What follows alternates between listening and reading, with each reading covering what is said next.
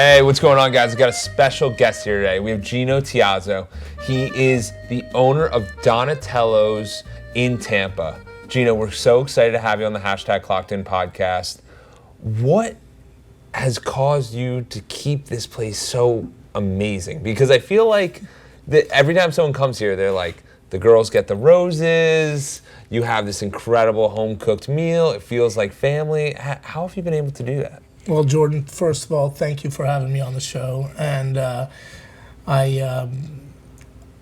think, if to sum it up in one word, it's hospitality. Yeah. And I had the best teacher. I'm very thankful. Was my father, Guido, who founded the restaurant 40 years ago.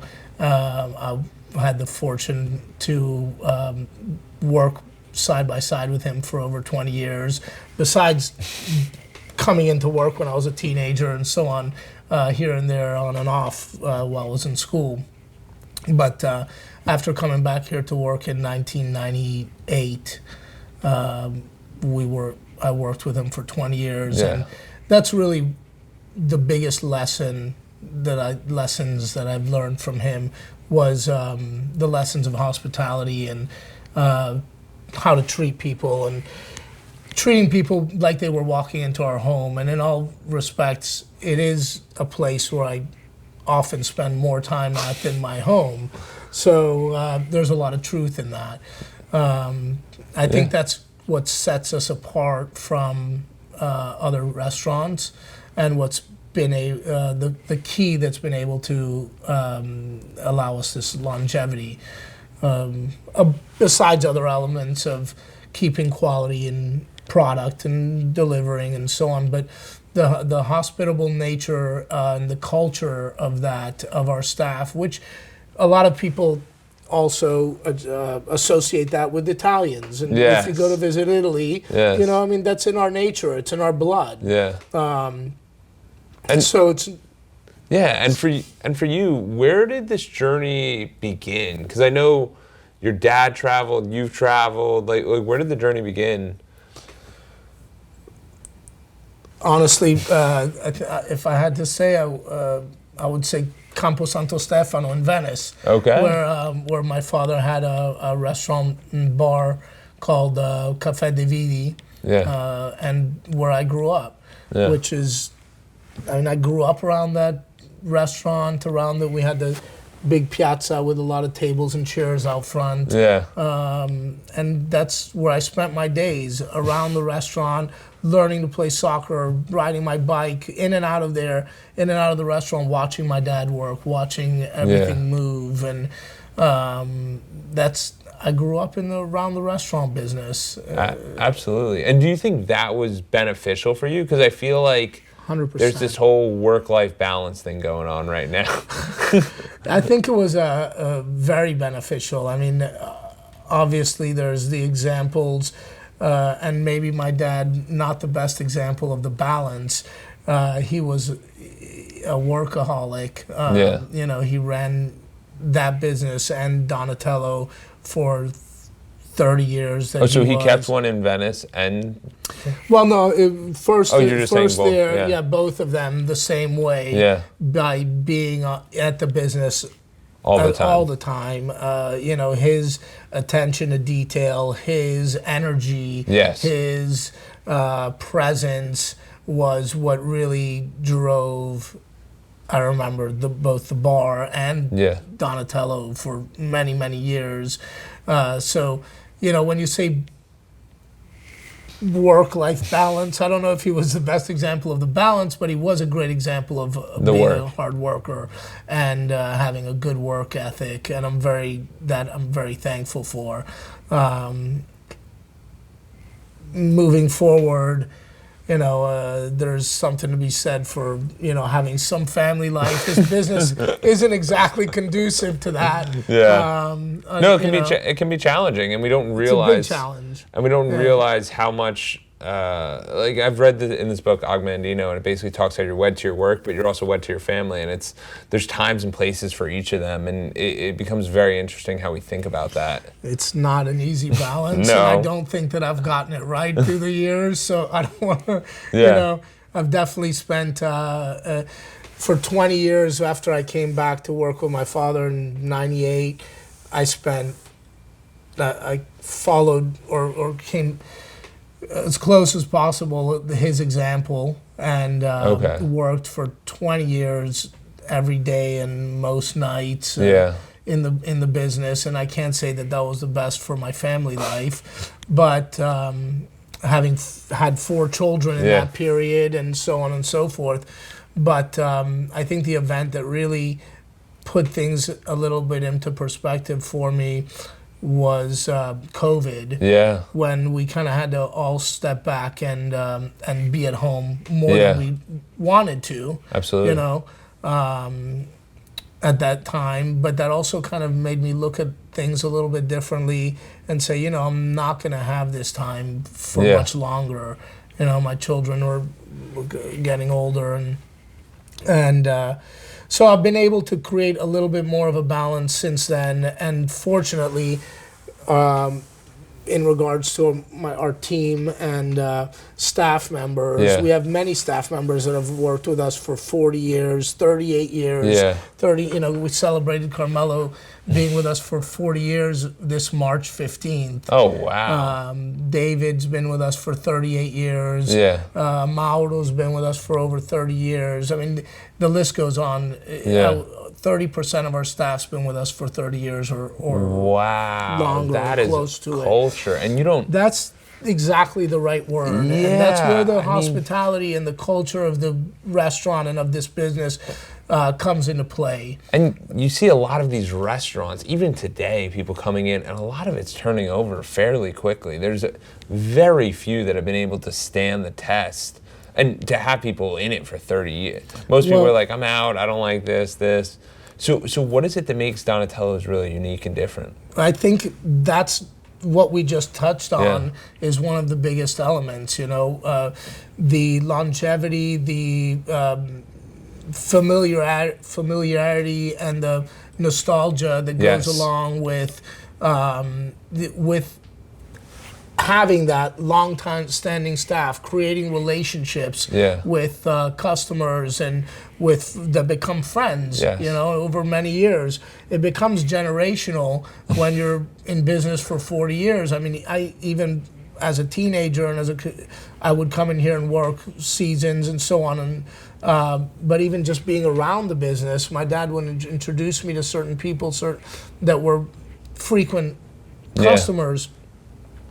And through the years, when I came back to work, now 25 years, for me consistently, these people that I met, then their children, and then now their children, it becomes 3 and 4 generational. It's deep, deep. And these relationships, I think, are what really set us apart. And being able to have the relationship within the staff, within the team.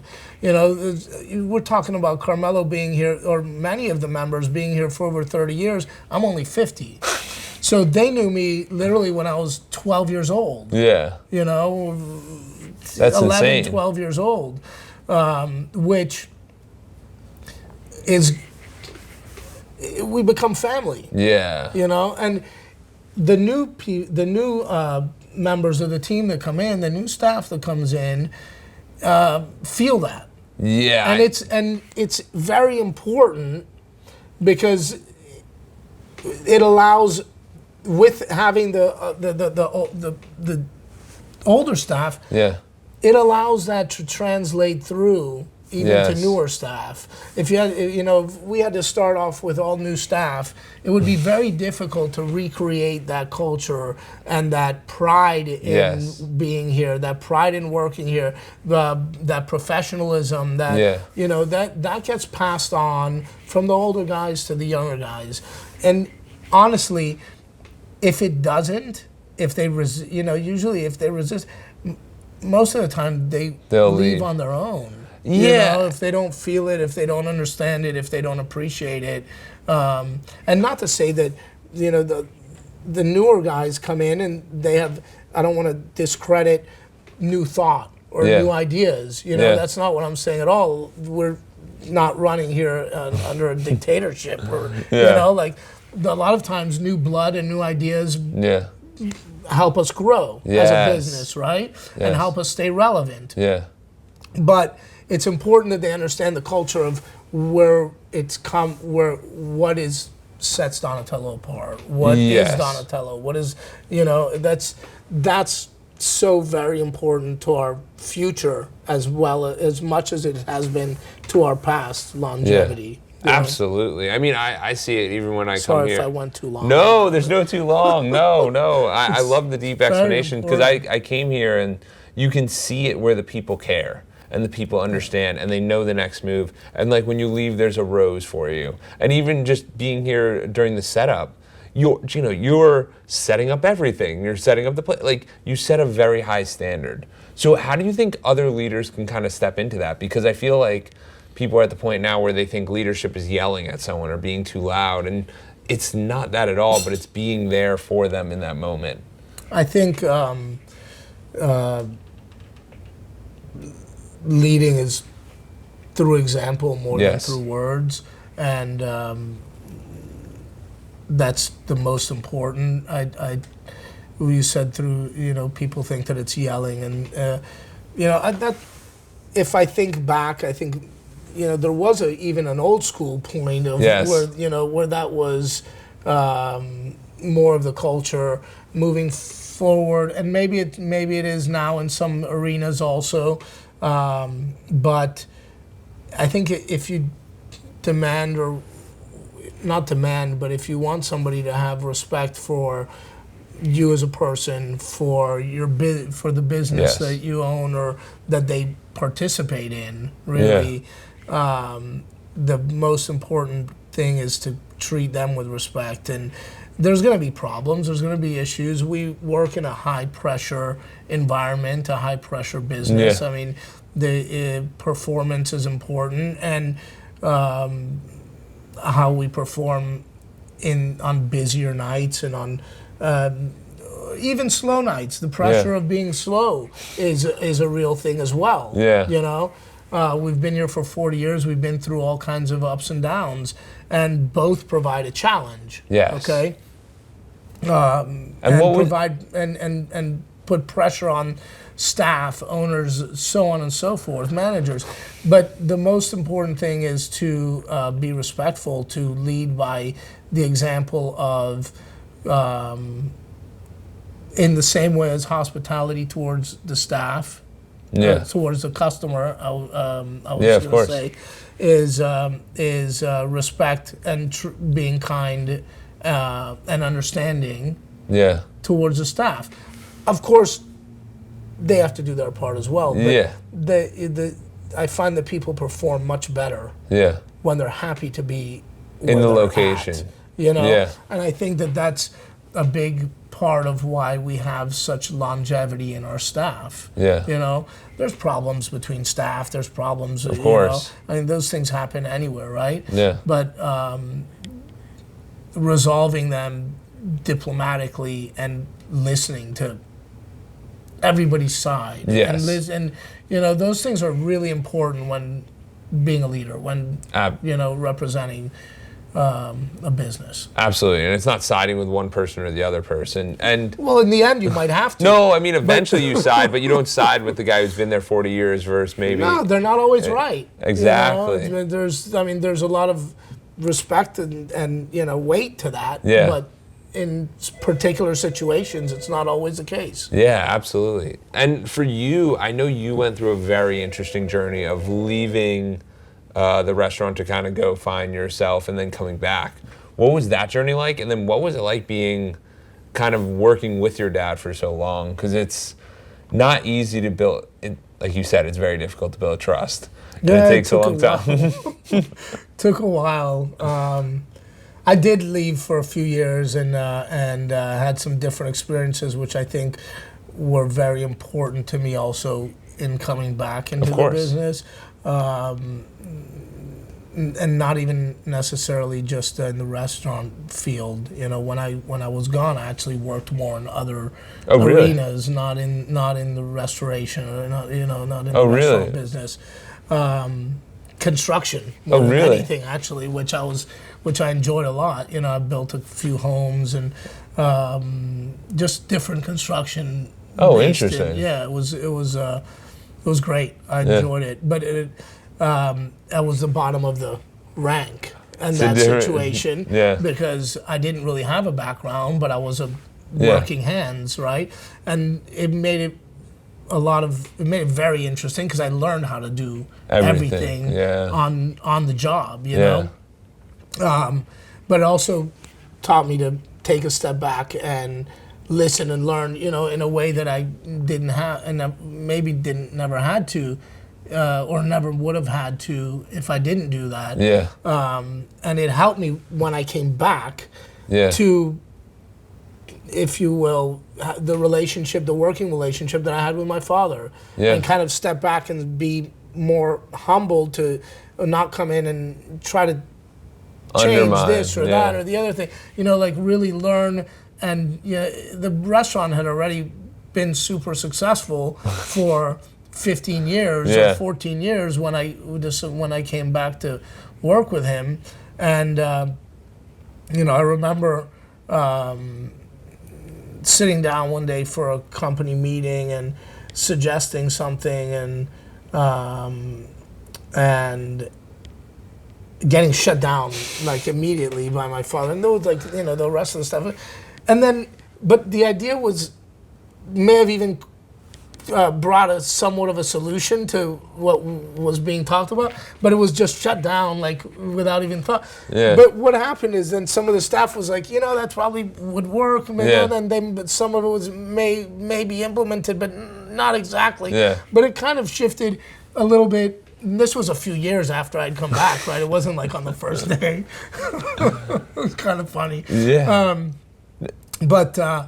But it kind of shifted, you know, like it didn't shift, but they were like, okay, a little bit on my side. Some of the staff members, especially the older guys, you know, at that point. I remember them coming. Well, and it, I don't know if it might have even been purposely done, I'm sure, you know, like to just No, I mean, it's put me in super my place, but also kind of shift a little bit.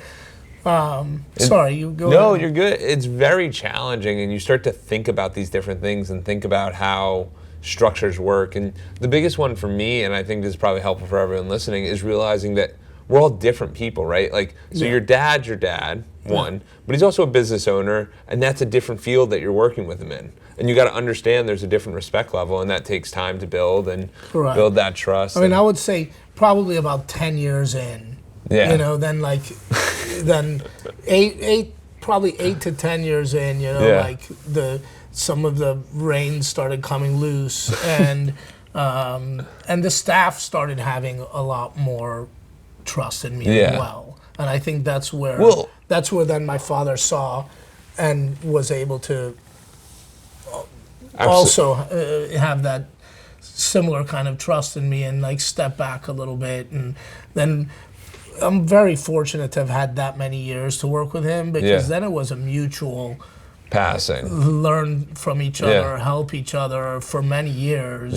Where it was more mutual. Of course, the last word usually went to him, right? But it was a symbiotic, you know, relationship for the latter part of us working together, which was wonderful, you know. Yeah, because I think the biggest challenge is anyone early in their career, everyone's probably sitting there going, "Is he committed? Is this actually what he wants?" And you can only hide that for so long. So for you, I mean, we're in a comparison culture left and right. So how was it for you going through that journey of like, no, I'm in this and I'm committed to this? Because not many people commit to things nowadays. No, you're 100% correct. And I don't know if there's any other way to just show it or display it than just putting the time in, and then eventually there's a reward and a certain. But did you ever? The question goes away. But on its own, you know, like. Absolutely, but I'm saying for minds. you, did you ever have a question of like, Was I committed? Yeah. In my mind? Is this where I'm supposed to be? Should I be somewhere else? Should I be like? Because I just feel like it's a very challenging environment, especially like. I think I had more of those thoughts and questions prior to coming back here to work. And like I wasn't, and maybe in the first couple of years, but then once the train starts going. Once it just went. Exactly. Once the train was rolling, it just rolled. And next thing you know, 25 years have gone by. But it's been a good 25 years. Absolutely. I'm really thankful and for it, for the time, the experiences, the relationships, the time I had to work with my father, the relationships I have with the staff, and the opportunities, and I'm proud of it. I enjoy what I do. I'm very fortunate. A lot of people don't have that luxury. So, how do you think people find that? I mean, obviously you found it, but what is it that they should look for to find that pride in themselves and pride in the work? And because it seems like you're really going through and balancing all of this, and it can be very challenging. I think you said it already. Commitment. Yeah. I think commitment comes with a lot of rewards. That people sometimes think, what am I deciding what I'm going to do for the rest of my life? Well, it doesn't actually work that way. It just, if you do something and commit to it for the time that you decide that it works for you, that it happens. The more you work it works for you. Yes, correctly. It goes back and forth. But you can be committed to something even if you're there for a shorter amount of time. It doesn't have to be 25 years, but when you're there, you're present. Be present and give it your everything you have. Not just doesn't have to go home with you, In my case, it's sometimes that's easier said than done, but I think commitment is the biggest missing piece today. Yeah, I think so. And with so many distractions that we have, I mean, literally our just in our social. Of course. Everything's so quick and fast, and our attention is spinning all the time from one thing to another.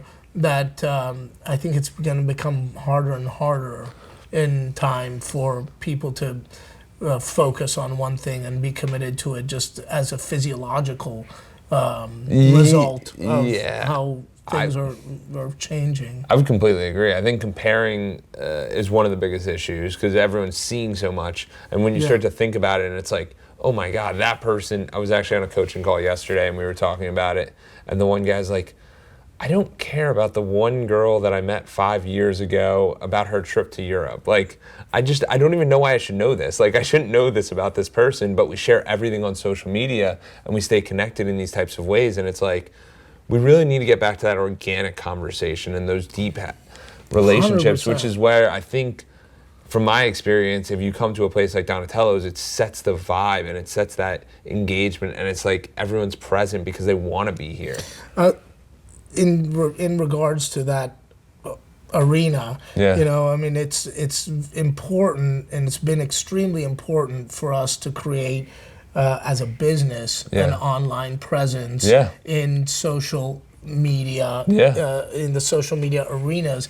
But it's something that I don't manage for us, and I don't do personally because of those reasons. I mean, it just as a simple thing, I think I have a Facebook account personally because someone set one up for me a long time ago, and I don't even know how to access it. But I don't Facebook because I face to face. My friends, people that I come into contact with are the people that I hang out with or talk to. That I want to be, that I want to know about. That I want to. So, it's extremely important for businesses in today's world to have a strong online presence. But I think personally, it can be inhibiting or to experiencing life in Yes. contact with other people. If you're let's say, getting that from social media, then you're not seeking it amongst friends. I know. Well, that's one of my favorite things about the podcast is because it forces us to be in a deep conversation each and every time. And I have to put my phone away and I have to be present and I have to think about that. Well, to bring it back to the restaurant business, that's one of my favorite things about what I do for a living is create an arena or a table, an environment, literally a table for people to sit at and eat and converse and enjoy time together. Yes. I mean, it's a centerpiece of homes. It's a centerpiece of families. It's like people come to our business to celebrate. This is this is the gratifying side of all the hard work that goes on behind the scenes to run a business like this, and all restaurants, not just ours. There's a lot of work that goes on behind it, but the true gratification is in watching people enjoy. If we do our jobs well, people step out of their everyday moments, their everyday, hustle, bustle, work, whatever, to come together and enjoy a meal together, which is sacred. It's godly. I mean, I'm not kidding. Food is. Of course. Every single religion has it where they break bread and they have these meals and these things. And I mean, the most fascinating thing that I'm taking away from this right now is that most businesses nowadays, people are like, how do I get out of the operations? How do I remove myself? And you're actually going, no, the best part about this, the reason I get the most fulfillment is because I love the operations. Yes. The operations is the delivery of the meals. And the operations is the experience. It's shaking the people's hands on the way in. And I mean, you got me thinking a little bit. Because it's such a different frame from the conventional, hey, just build a business, scale yourself. Like, where's the fulfillment in that? And where's the real purpose? So for you, I know you've had a lot of celebrities here. You've had incredible events here. What are maybe some of these top moments or unique moments that might have occurred? If you say unique, I'll tell you a story what happened in 2023. Yeah. What year are we in? 25. It's probably 23. Yeah, 23. I got a call from a friend of mine and a customer that was heading Robert Kennedy Jr.'s campaign for presidency, and it was right at the beginning. And this person is from local here, from Brandon. And he asked if I was interested in them in the restaurant hosting their campaign kickoff dinner. Yeah. And I was honored to get that call, and we set it up in a couple of weeks, and it was a big success, I'm glad to say. But that was a special night. It happened to be also on the 4-year anniversary of my father's passing. Oh, wow. So just by chance, which was like, it just resonates with me that, it's heavy. That happened all by coincidence. But a neat part of the story is, for 25 years, the rental company that's down the 2 blocks away from us, we use for if we need a few things for special occasions or events and such. I've known that the podium that JFK spoke at when he was in Tampa in 1969, I believe, just a few weeks before he went to Dallas, has been there on display at this rental company, right? And I look at it when I go in the showroom there, and immediately it clicked in my head, and I called up Randy over there, and I was like, Randy, I'm gonna need the podium. And he's like, and I told him the story, and he was like, yeah, for sure, come and get it. So I set it up for them in the private room, and I mean, irrelevant of mine or anyone's political affiliation, or I mean, to have that Robert Kennedy Jr. in the restaurant and for that event, it's a powerful moment. Yeah, it was quite an honor, And I was introduced and said a few words and to that effect at the beginning of the dinner, and I hadn't told him about the podium. I told John, the campaign manager, and I'd let them know. Of course, I okayed it with them before doing it on my own.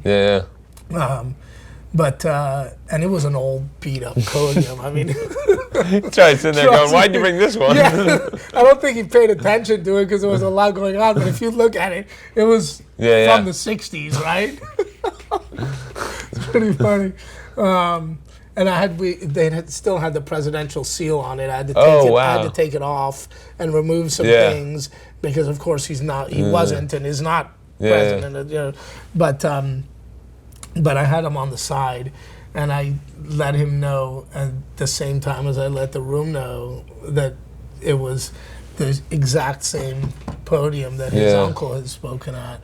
And it was pretty special. I love that. I mean, we had also a dinner here in the political arena for honoring General Dempsey and General Petraeus, who were from the same class, 74 West Point. Okay. 2 4-star generals, and were both head of CENTCOM back-to-back, Dempsey and then Pastor Petraeus, here at MacDill Air Force Base. And the night before the change of command ceremony at the base, they had a dinner here with the majority of their graduating class. Oh, cool. From West Point came here to honor the two generals. That was a special night as well. It was, about 130 guests in our main dining room, and these walls have seen things. Yeah, they have. If these walls could talk, I'm glad they can't because they've seen a lot of things. But just. That's the nature of the business, right? Absolutely. You see there's a lot of stories that come out of, absolutely, and a lot of fun celebrities. Magic was here. I keep naturally turning this way because of the front hall with all the pictures. But we had Magic in here, Magic Johnson and Lynn Swan. And, we've had the Stanley Cup in here a couple of times. Phil Esposito bought it in here when we first won it. And Coach, another night or weekend that comes to mind was 1991 Super Bowl. I mean, that's because I was like 15 years old working in here, right? And there weren't all of the corporate events back then like there are now. And Friday and Saturday night before the Super Bowl, we had pretty much both teams, owners of coaches, teams, coaches from all over the NFL. And in 15, I remember Darryl Talley, Bruce Smith, Jim Kelly, Phil Simms on crutches because he had broken his leg. Hostetler, his replacement. Don Shula, Dan Marino. John Madden. And all city. The restaurant was full of just celebrity NFL. All NFL celebs, And isn't the crazy thing that, like, if I remember the story correctly, that your dad actually got brought? He came to Tampa for the Super Bowl maybe a few years before. He did for the Raiders. It was, I think, Marcus Allen. Yeah. The Raiders. I think they played Washington. Yeah. And that's what kind of made him think about Tampa. Start thinking about Tampa, yeah. I don't know exactly what year that was, but it was 2 or 3 years prior to him coming back here and but to finding do that, the location. To do that 6 years after building it, like you build the Donatello, 6 years later, there's all the people that you were looking. It's kind of surreal. Yeah. Well, now we've been through. Was 91, 2001. Yeah. And then 2009. It was the 20. Well, there was the 2020 season and then 2021. It was Super Bowl in Tampa, I think it was. 2009 also, I think. That's before me. Yeah. I'm not sure. And then 2020. Yeah, we've been through 4, I guess, Super Bowls now. Yeah. It's always a fun week. It's always a fun week. It's, you want to talk about a challenge. It's a month's worth of business in a week, right? I was literally in. So me and my now wife, we were traveling around the United States in 2020 because everyone was remote. And then we learned that the Super Bowl was going to be in Tampa, and we're like, we got to come back for the week. Like, just come back. So we ended up coming back for the week, and I actually found my condo that week. But it was just so much hype, so much excitement, so much good stuff going on. And you start to realize that we can only show up and be our best in certain moments. Like, you know what I mean? We got to have that real hospitality, and I feel like that's what Gino's been sharing, examples of hospitality and how we can implement hospitality into our own lives. So for you, Gino, I know the rose has been so paramount, and I mean, my wife loves it every single time.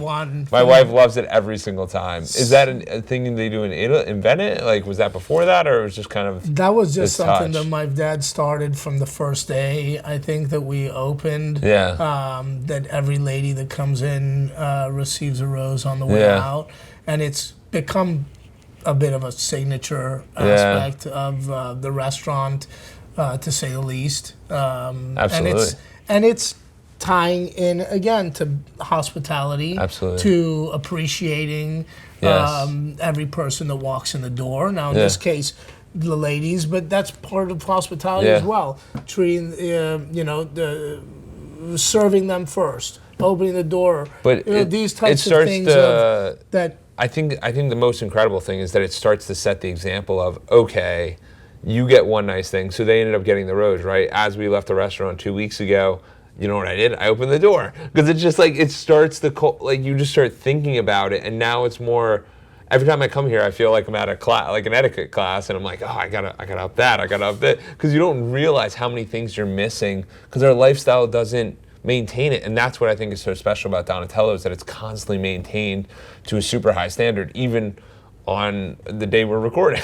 You're like still cleaning stuff up, doing stuff, like you're always doing, and I think that's incredible. I think the biggest thing of hospitality, the biggest aspect of it is attentiveness and courtesy, right?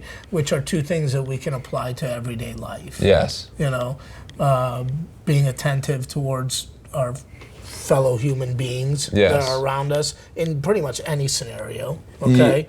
Especially the ones that we care about in a different way, right? But I think applies to any scenario, and courtesy, which also applies to everyday life, that I think if everybody benefits from. You know, it's not something that we do to receive something back. You know, it's just to.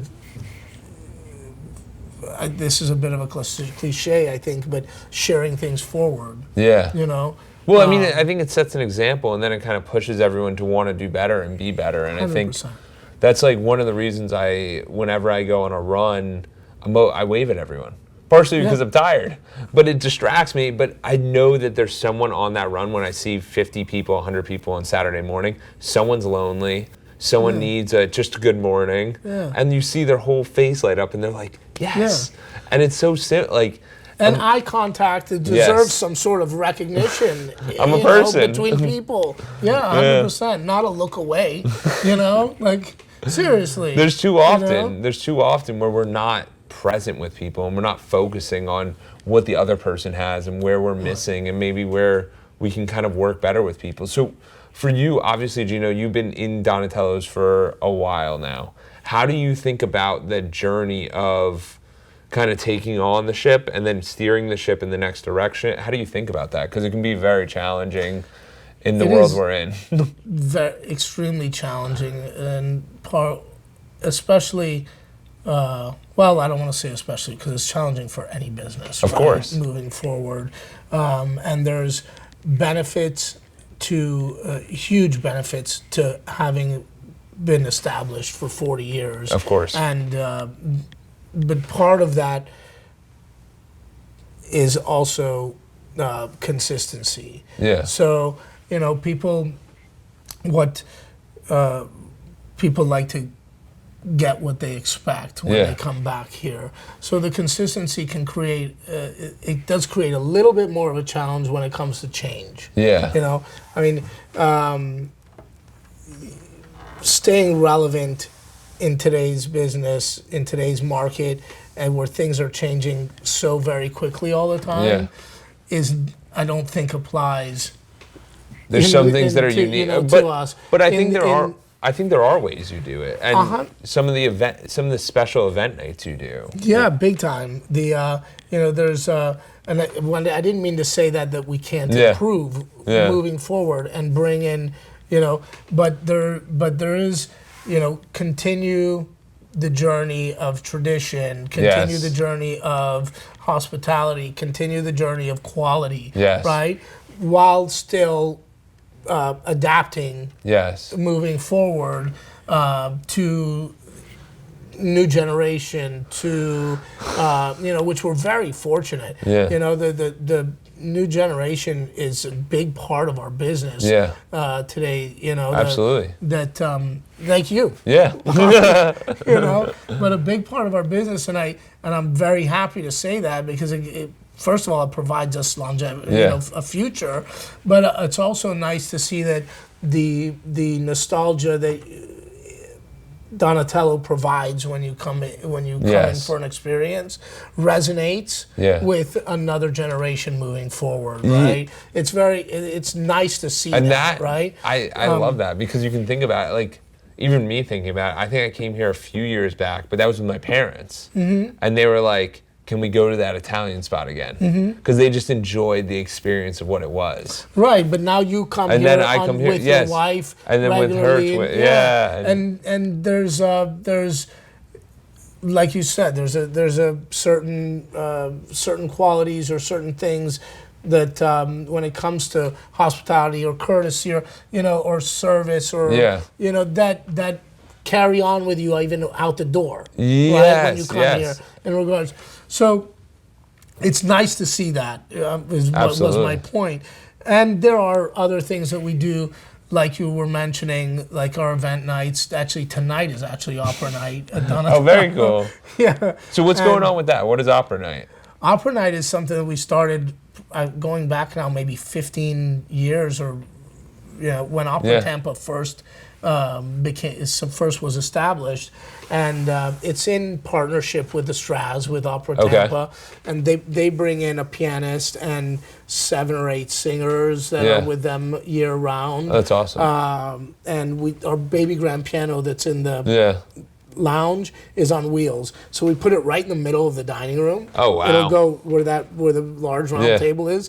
It'll be there tonight with a glass top. It's actually very cool, and they'll do basically 3 sets where they sing either in group or solos or duets.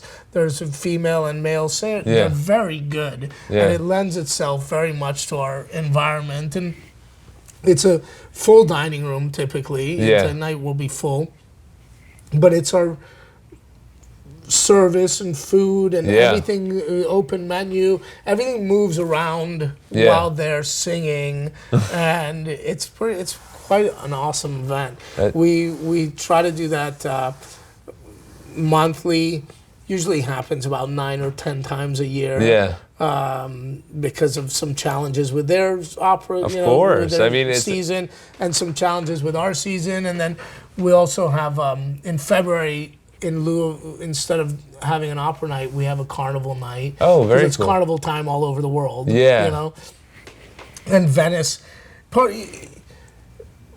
of our restaurant also is bringing the culture of our, not just the food, but also the art and the culture of Italy, and absolutely, in the environment. And Carnival Night is a big one. We do that twice now because of popular demand. We used to do it one night only. Now we do it 2 nights so that more people have a chance to come in and experience it. But even the art, like if you look around, all of the paintings, or all but one really, or 2, are original works from Venice. Oh wow! Or from Venetian artists that was a friend of my father that would come over and paint pieces specifically for the space. Oh wow! Like all these gold and silver gilt. This is all real gold leaf and silver leaf. All brought it. It was the gentleman's name was Simone Bolla. Oh wow! And he was an artist and a professor of art at the Accademia in Venice all his life. And he came here on 3 or 4 different visits over a 15-year span or something like that, and would stay with us for couple months, and paint, and then as each one was specific for the space, right? And the other one, the area frescoes that are around are a Venetian painter by the name of Roberto Merelli, that I remember being a little kid and going by and watching him because he would paint outside in his garden, Oh, wow. right, in his studio, and he was kind of mean, like he would turn around, "All right, get out of here, kids," you know, like. But I had the opportunity to meet him later in life. Oh, wow. My uncle was an art dealer. I was friends with him. And Venice is a small city, so everybody knows each other. But my uncle and for him were friends sometimes and enemies other times. Okay. One year when they were friends, I was going to visit, and I said, I'd like to meet Merelli. And he said, yeah, let's go. And we went into his studio, and I was able to acquire 15 pieces something from him. And then I sold some and kept what I wanted for the restaurant. And my stepmother learned how to work the gold and silver from Simone, and she did the whole ceiling in here. Oh, wow. Over a couple of years in our garage when I was in high school. I remember. So everything's hand very done unique, in here, very quite special. Unique, so that's what I mean of like the culture is also the culture of our family, of Venice, of our city, and Carnival is part of it. The masks that are in the lounge, in our lounge over there, the bar and lounge, are all original from Venice. And that's the glasses that are here are all Murano, hand blown. Oh, wow. Pieces, and so that's all another beauty of being able to share with people, and not everybody that comes in has to know these things. But they're around. Yeah, it's the Easter eggs. It's the specialness. It's what makes it unique. And the other big thing I want to bring up is the community service aspect, because that's one of my pillars with Edwards Consulting. And I know you guys do community service in a very unique way with your Thanksgiving activity. How did that start, and what is it exactly? So we have a Thanksgiving luncheon here every year for people that wouldn't necessarily be able to come and dine at Donatello. Mostly is the intent, right? A lot of foster families and foster children and children from foams, and we work with the city of Tampa, with Boys and Girls Clubs, with several different organizations. My stepmother organizes all that aspect of it. She's been doing it for years and has her contacts there. But we serve about 1,000 people on Thanksgiving Day in the restaurant. Wow. Like I said, a luncheon, so it's like between 11 and 3, so, those hours. And it's something that started, I think, either the first or second Thanksgiving we were open. And my dad wanted to do something charitable for the community. And Mayor Sandy Friedman and him came up with that idea. And I think the first year, maybe like 20 people came, because it was like... You weren't really sure, like, you're still working through it.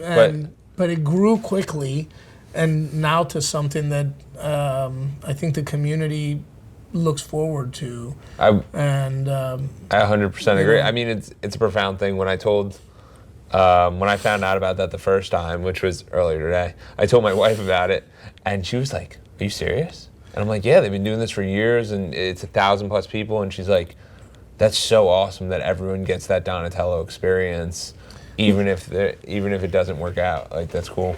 Yeah, well, it's challenges.